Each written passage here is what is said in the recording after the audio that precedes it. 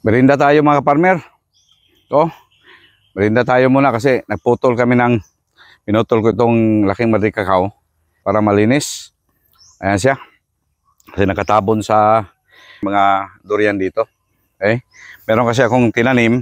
Ito mga farmer, bago kong tanim ito.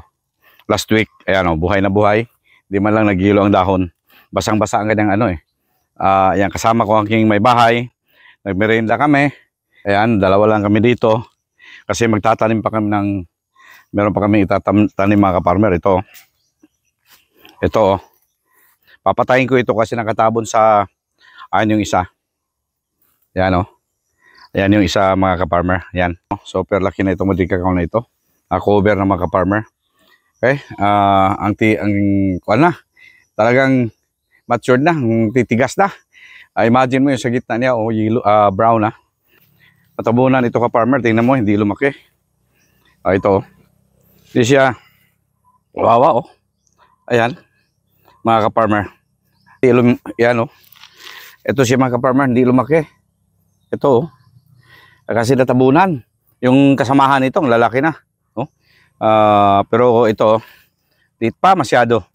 Kasi natabunan siya mga ka-farmer natin. Mga kasamahan niya lalaki na.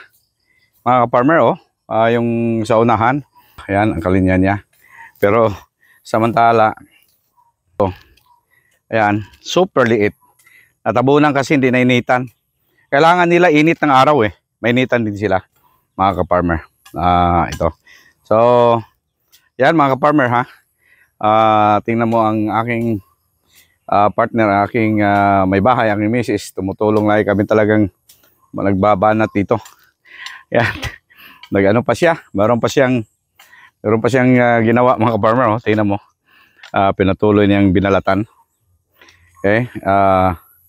Ayan mga ka-farmer. Okay. Thank you so much. Thank you for watching.